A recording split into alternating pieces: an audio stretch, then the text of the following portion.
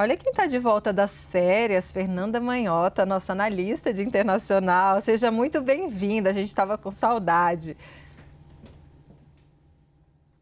Eu também estava morrendo de saudade, Débora. Boa tarde a você, a todos que nos acompanham. Curtíssimas férias, mas muito intensas, né, no mundo da política internacional, que não nos dá um pouco de folga. Então é muito bom estar de volta para continuarmos falando aqui dos nossos assuntos e espero que todo mundo que está nos assistindo tenha podido descansar em algum momento também e que tenha um ano maravilhoso pela frente. É isso mesmo, muito bem. Agora, devidamente bem recepcionada, Manhota, vamos falar desse assunto, né, que a Mariana Janjacmo estava trazendo, essa grande tensão também dentro do Irã e as repercussões nos Estados Unidos. Porque a minha pergunta para você é: o que os Estados Unidos querem em relação ao Irã? Eles estão interessados em uma mudança de regime, né, a queda dos ayatolás? Olha, Débora, essa é uma ótima pergunta e a resposta objetiva seria assim, quer dizer, para os americanos ter condições de estabelecer algum tipo de diálogo mais, talvez, favorável no contexto do Oriente Médio com o Irã, liderado por outras figuras que não essas, certamente é favorável, é algo que os americanos almejariam. Agora, a gente precisa entender que isso tem menos a ver com apego a certos princípios, valores, como, por exemplo, a defesa da democracia, né, que muitas vezes aparece nos discursos como sendo a força motriz dessas intenções, e tem muito a ver com objetivos, com interesses estratégicos bastante pragmáticos na região. Eu diria que é um misto de poder e de segurança, né, também. Quando a gente pensa no Irã, existem alguns elementos que não se pode deixar de lado. Em primeiro lugar, a gente não pode esquecer que o Irã hoje é considerado um fator de desestabilização para os Estados Unidos no Oriente Médio, né? O regime tem ali uma constante componente de desafio da presença militar dos Estados Unidos, exerce uma relevante função quando a gente pensa no entorno geográfico, Iraque, a Síria, o Golfo, além de financiar uma série de forças internacionais contra as quais os Estados Unidos também despendem energia lutando em vários campos de batalha. A gente não pode nunca deixar de lado o fato de que também tem uma ameaça expressa, né, que o Irã representa em relação a Israel, então é um elemento que a gente precisa compor em todo esse cenário, né, de intenção de mudança de regime, e isso sem falar da componente nuclear, né? O Irã que tem ambições nucleares que poderiam tornar esse ambiente geopolítico já muito delicado ainda mais complexo. Tirando de lado, Débora, essas questões imediatamente relacionadas ao Oriente Médio e às questões de segurança, existem ainda mais dois atributos que fazem com que os Estados Unidos olhem para o Irã de maneira especial e, portanto, busquem maior ingerência sobre o Irã. A segunda coisa, além dessas que eu falei, tem a ver com o enfraquecimento de rivais globais dos Estados Unidos, principalmente China e Rússia.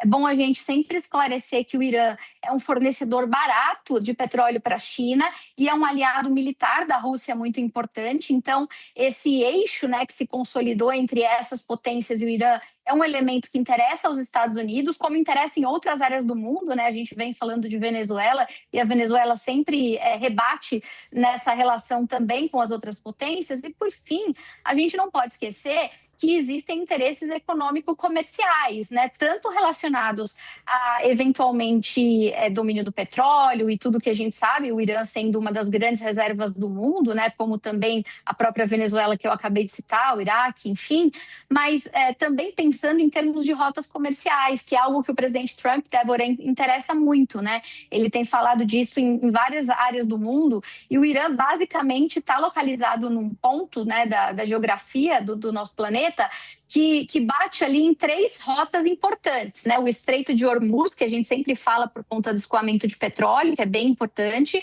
as rotas do Golfo e a navegação do Mar Vermelho. Então, eu diria que os americanos, diante de uma oportunidade, né, de girar esse tabuleiro para um outro lado, qualquer que seja, desde que seja mais favorável a esses interesses dos Estados Unidos, certamente estariam dispostos a bancar uma eventual mudança de regime. Débora, acho que são esses os elementos que estão em jogo desde a Revolução Iraniana, quando o Irã se transformou, né, nesse pária do ponto de vista da relação bilateral com os norte-americanos. Ah, Manhota, agora que você voltou de férias, eu não vou deixar você ir embora. Vou fazer mais uma perguntinha. Olha só, Fernanda Eu Manhota. fico quando você quiser, pode ficar à vontade. Eva, olha só, queria abordar contigo a questão das ameaças de Donald Trump. Por quê? Por um lado, você tem Donald Trump fazendo ameaças ou bravatas, enfim, falando que ele é o presidente interino da Venezuela. Uma coisa são bravatas de Donald Trump, bravatas ou não, né? Ameaças à Venezuela, ao México, à Groenlândia, etc. Agora, ameaças ao Irã. Como é que você vê essa estratégia do presidente Donald Trump fazer esse tipo de ofensiva, digamos assim? Pois é, Débora, é uma ameaça cujos riscos precisam ser calculados com muito cuidado, né? Porque as implicações, elas são mais graves e as consequências eventuais desse spillover, desse espalhamento, né, dos efeitos, também pode causar danos estruturais ao sistema internacional e à ordem internacional de uma maneira talvez mais grave do que em casos como o da Venezuela. A gente não pode esquecer, de novo, né, o Irã tem uma capacidade ofensiva significativa, tem parceiros estratégicos, como eu citei, que estão dispostos a dobrar a aposta em alguma medida pelo Irã. E a gente está falando de uma parte do mundo em que a realidade de vários países e grupos ela se dá de forma muito interconectada. Então, quando a gente está desafiando um país como a Venezuela, a gente ainda pode entender que há um relativo isolamento da Venezuela na sua própria região do planeta, ainda que haja parceiros, como, por exemplo, a própria Rússia e a própria China. Mas o cálculo de custo-benefício de Rússia e China saírem em defesa de Venezuela passa, né, por camadas que são absolutamente diferentes do cálculo que esses países teriam no caso do Irã. E no caso do Irã, essas teias regionais, elas são muito mais delicadas, não só porque o Irã tem adversários regionais de peso importantes, como ele também apoia e é apoiado, inclusive por grupos considerados terroristas ou subnacionais, paramilitares, que podem causar um dano em cadeia generalizado, né, com ataques terroristas, com uma série de implicações de curto, de médio e de longo prazo. Então, me parece que o presidente Trump tende a ser, né, um pouco mais advertido pela sua própria equipe sobre os eventuais riscos de segurança que estão relacionados ao Irã. Em relação à mudança de regime, você mencionou que o presidente Trump agora se considera, né, o presidente em exercício na Venezuela.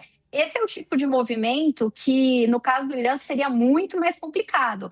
Até porque, Débora, existe uma máxima nas relações internacionais, e até vale para a Venezuela também, mas no caso do Irã, sem dúvida, de que regimes autoritários, eles de fato caem, eles ruem, principalmente depois que eles são frutos de uma revolução, como é o caso da Revolução Iraniana, né, do regime teocrático que se estabeleceu desde então, quando há uma fissura interna nesse regime, né? Quer dizer, por mais que existam interesses geopolíticos externos, por mais que haja choques internacionais com incentivos para que haja derrubada de um governo, como os americanos apoiando, ou vários outros países eventualmente desejando isso também, é muito improvável que esses regimes caiam se não houver ruptura interna, se uma parte do governo não desembarca, não abandona, não trai. E é isso que está em jogo nesse momento. Claro, na Venezuela também, não à toa o regime não foi deposto, apesar da prisão de Maduro, mas sobretudo no Irã, quer dizer, as forças revolucionárias, o exército, né, a estatura militar, os grupos religiosos, em que medida esses diversos personagens estariam dispostos a comprar essa briga da ruptura para aí sim abrir espaço para uma transição.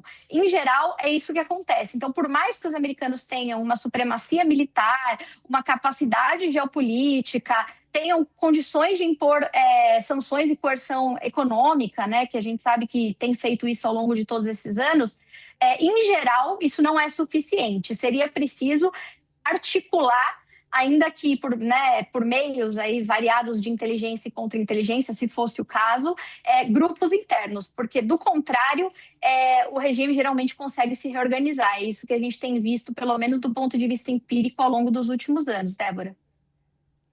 Muito obrigada, Fernanda Manhota. Que bom que você voltou. Estamos aqui te esperando diariamente no 360. Bom ano para você e boa semana.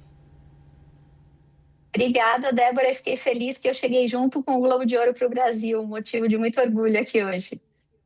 Tá certo, obrigada. Bom trabalho.